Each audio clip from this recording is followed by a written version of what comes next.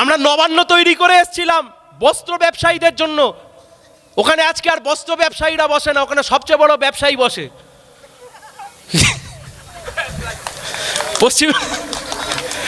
পশ্চিমবাংলার সবচেয়ে বড় ব্যবসায়ী এখন নবান্নে বসে, গোটা রাজ্যকে তোলাবাজির কারবার করে দিয়েছে। আমরা নবান্ন করে এসেছিলাম, কিন্তু আমাদের 14 গোষ্ঠী কি এখন ওখানে বসে আছে নাকি? লাল ঝান্ডা নবান্ন তৈরি করে এসেছিল, তা লাল ঝান্ডা কি আদি অনন্ত কাল ধরে সরকার চালাতো? না, নবান্ন তৈরি হয়েছিল পশ্চিমবঙ্গ সরকারের জন্য, সরকারের নবান্ন।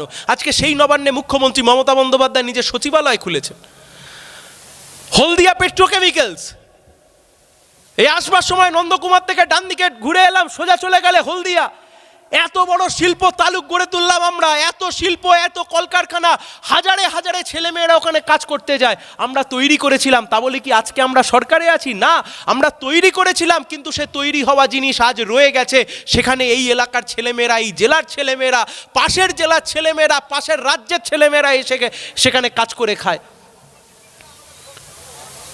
আমরা নন্দীগ্রাম করতে চেয়েছিলাম, সিঙ্গুর করতে চেয়েছিলাম, শালবনী করতে চেয়েছিলাম। সে করতে চাওয়া নিয়ে প্রশ্ন থাকতে পারে, কিন্তু যা করতে চেয়েছিলাম তা সিপিএম এর জন্য করতে চাইনি, এই রাজ্যের জন্য করতে চেয়েছিলাম। আজকে চোখ খুলে তাকিয়ে দেখুন, সেই দিন নন্দীগ্রাম নিয়ে মানুষকে ভুল বোঝানো হয়েছিল।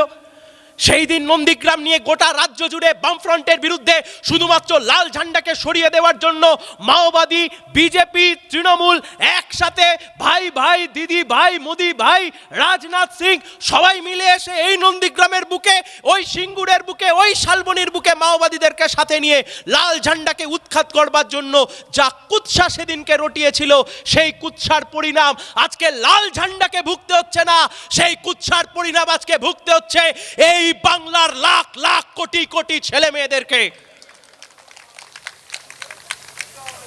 শুভেন্দু অধিকারী এখন মুখ্যমন্ত্রীর দিকে আঙুল তুলে বলেন যে মুখ্যমন্ত্রীর লোক এসে গুলি চালিয়েছে, আর মুখ্যমন্ত্রী বলেন না না, ও বাপ বেটা মিলে গুলি চালিয়েছে। আমরা সেদিনকে বলেছিলাম যে নন্দীগ্রামে যা হচ্ছে তা চক্রান্ত, এ বৃহৎ চক্রান্ত।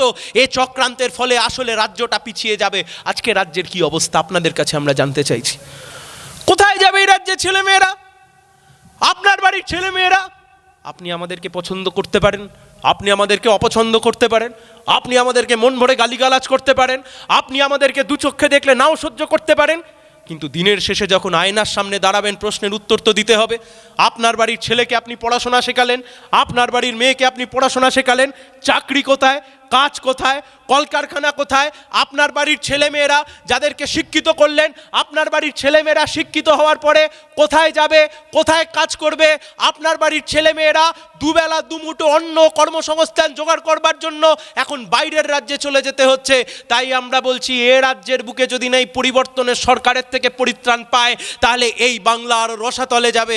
এই বাংলাকে যদি বাঁচাতে হয়, তাহলে কোনো বড় ফুল ছোট ফুল নয়, লাল ঝান্ডাকে মজবুত করা ছাড়া, লাল ঝান্ডাকে ঊর্ধ্বে তুলে চড়া ছাড়া, লাল ঝান্ডাকে আরো শক্তিশালী করা ছাড়া আর দ্বিতীয় কোনো বিকল্প হতে পারে না। আমাকে একটু আগে সাংবাদিকরা জিজ্ঞাসা করছিলেন যে সেটিং নিয়ে কি বলবেন। আমি বললাম, আমরা আর বলছি না, বিজেপির সাংসদ এখন বলছে, অভিজিৎ গঙ্গোপাধ্যায়। আমরা আর কিচ্ছু বলছি না, আমরা যা বলার বলে দিয়েছি। এখন লোকে সমর্থন করছে, বলছে না তোমরা যা বলেছো তা ঠিক। আমরা 5 বছর, 6 বছর, 7 বছর ধরে বলে এসছি যে তৃণমূল আর বিজেপি দুজনে অপর অপর যতই কুস্তি করুক, কিন্তু আন্দার মে দোস্তি হে, ভেতর ভেতর বন্ধুত্ব আছে। কেন বলেছিলাম?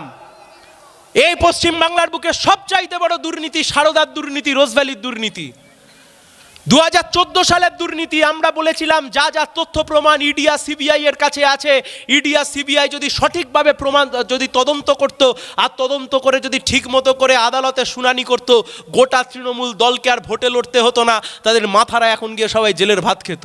আমি কচি কচি নেতাদের কথা বলছি না, আমি কালীঘাটের কথা বলছি। আজকে 12 বছর পেরিয়ে গেল, পশ্চিমবাংলার এতগুলো তদন্ত, এতগুলো দুর্নীতি এই বাংলার বুকে নষ্ট হয়ে গেল।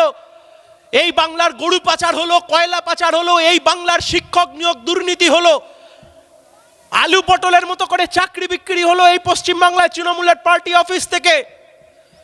একের পর এক চিট ফান্ড। আপনি টাকা রেখেছিলেন, আপনি হয়তো ভুলে গেছেন, আইকোরে টাকা রেখেছিলেন, সারদায় টাকা রেখেছিলেন, রোজভ্যালিতে টাকা রেখেছিলেন, সানমার্গে টাকা রেখেছিলেন, সাহারায় টাকা রেখেছিলেন, সব চিটফান্ড উড়ে গেল।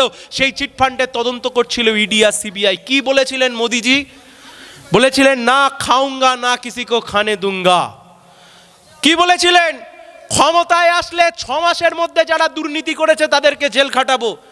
কি বলেছিলেন? পিসি ভাইপোকে জেল খাটাবো। কি বলেছিলেন? দুর্নীতি করেছে যে ভাইপোরা তাদেরকে জেল খাটাবো। আজকে চোখ খুলে তাকিয়ে দেখুন, তৃণমূলের যে নেতারা দুর্নীতির দায়ে জেলে গেছিল সবাই সেটিং করে একে একে আজকে বাইরে বেরিয়ে চলে এসছে। আর আজ থেকে 3-4 দিন আগে দেখলেন না কি প্রেম, কি ভালোবাসা, মাখো মাখো রসায়ন, রসালো ভালোবাসা। মুখ্যমন্ত্রী বুকে আঁকলে ধরে রেখে দিয়েছেন। কাকে? আপনাকে, এই রাজ্যকে, এই রাজ্যের ছেলে মেয়েদেরকে? না না না না, ওনার কুকীর্তির সবুজ রঙের ফাইলকে ইডির হাত থেকে ছিনিয়ে নিয়ে বুকে একেবারে জড়িয়ে ধরে রেখেছে। আর ইডি নাটক দেখছে, সিবিআই নাটক দেখছে। দেখে মনে হচ্ছে যেন সিভিক ভলেন্টিয়ার গেছিল, ইডি যায়নি। দেখে মনে হচ্ছে পঞ্চায়েতের প্রধান আমিন নিয়ে জরিপ করতে গেছিল, মুখ্যমন্ত্রী গিয়ে জরিপের তার খুলে নিয়ে চলে এসছে, না মাপতে দেব না। আবভাব দেখে মনে হচ্ছে যে ইডি সিবিআই যায়নি, পাড়ার লালু ভুলু কালুরা গেছিল, ওদের হাত থেকে ছিনিয়ে নিয়ে চলে এসছে। কাকে গল্প পড়াতে চাইছে মুখ্যমন্ত্রী? কাকে বোকা বানাতে চাইছে বিজেপি? কাকে বোকা বানাতে চাইছে বড় ফুল? কাকে বোকা বানাতে চাইছে ছোট ফুল?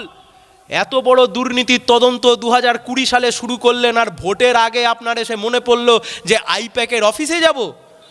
কয়লা দুর্নীতির সবচেয়ে বড় মাথা কে? কে কে? না, সব জায়গায় ভাইপো ভাইপো বললে হবে? সব ভাইপো নয়। বিনয় মিশ্র ভাইপোর ডান হাত। কে এই বিনয় মিশ্র? যুব তৃণমূলের রাজ্য সম্পাদক ছিল। কয়লা দুর্নীতির ইডি যখন তদন্ত করছে তখন সে বিদেশে পালিয়ে গেল। এই নন্দীগ্রামের বিধায়ক টুইটারে লিখলেন যে অভিষেক ব্যানার্জির সাথে বিনয় মিশ্রর যা ফোনে কথোপকথন হয়েছে তা তার কাছে আছে। আর অভিষেক ব্যানার্জি 5 মিনিটের মধ্যে লিখলেন শুভেন্দু অধিকারীর সাথে দেশ ছাড়ার আগে বিনয় মিশ্রর সাথে শুভেন্দু অধিকারীর কথোপকথন হয়েছে, সেই ভিডিও আর সেই অডিও তার কাছে আছে। লে ভোলা কোমর নাচা। তারপর থেকে সব কিছু সবাই ভুলে গেল, বিনয় মিশ্র এখন বাইরে কোমর দোলাচ্ছে।